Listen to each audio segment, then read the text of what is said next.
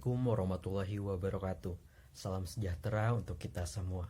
Sebelumnya perkenalkan, nama saya Muhammad Wildan dengan nomor BP 2010613021 dari kelas Mutu dan Keamanan Pangan Hasil Ternak 02 dengan dosen pengampu Ibu Afriani Sandra SPT MSc.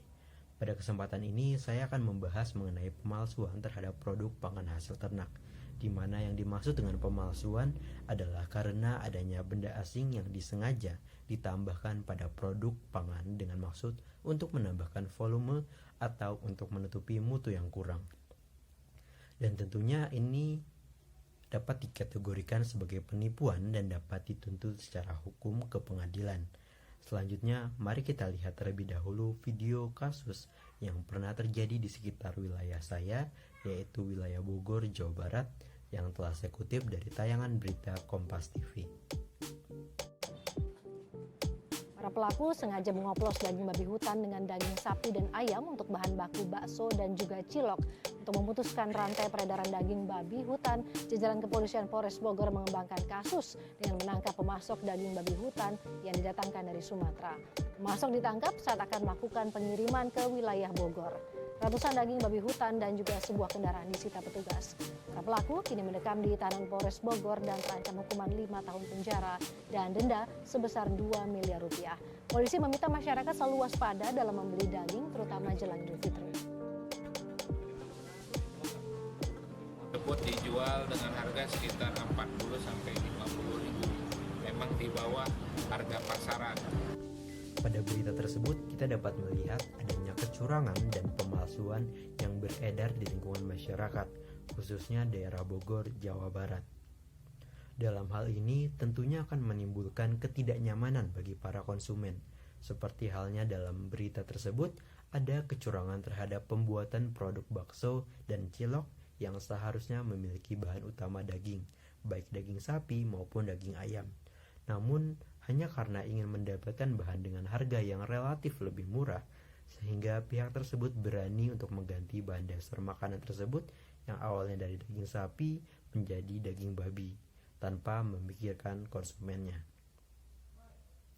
Hal ini tentunya melanggar pola pangan asuh, yaitu aman, sehat, utuh, dan halal, di mana pelanggaran dari konsep aman ini adalah karena bahan baku tersebut dapat menyebabkan penyakit. Seperti yang kita ketahui, babi merupakan hewan sumber penyakit akibat segala bentuk makanannya yang di dalamnya termasuk sampah. Dan apabila kita mengkonsumsi daging babi tersebut, maka akan berpotensi terkena penyakit seperti dengan adanya cacing pita di dalam saluran pencernaan kita. Kemudian pelanggaran pada konsep sehat, yaitu karena daging babi mengandung senyawa nitrosamin, di mana kandungan nitrosamin tersebut adalah senyawa yang berpotensi untuk memicu kanker hati. Namun bukan hanya kanker hati, tapi daging babi juga pernah dikaitkan dengan potensi bahaya pemicu sirosis hati pada manusia. Lalu pelanggaran pada konsep utuh, di mana konsep utuh yang seharusnya ada dalam pola pangan asuh adalah pangan tersebut tidak tercampur dengan bahan lain. Namun pada kasus ini kita dapat melihat bahwa bahan yang seharusnya daging sapi malah diganti menjadi daging babi, dan dalam pembuatan produk tersebut memiliki dua kemungkinan, di mana kemungkinan yang pertama, produk tersebut menggunakan daging babi secara keseluruhan terhadap produknya, dan kemungkinan yang kedua adalah terjadinya pencampuran antara daging sapi dengan daging babi, baik itu untuk menambah volume dari bahan yang akan digunakan sehingga akan menghasilkan produk yang lebih banyak, serta untuk menutupi ciri-ciri dari daging babi tersebut dan menutupi nilai mutu yang kurang. Selanjutnya, kasus ini tentunya juga melanggar konsep halal, karena bagi umat muslim, mengkonsumsi daging babi merupakan hal yang haram dan sebaiknya untuk dihindari.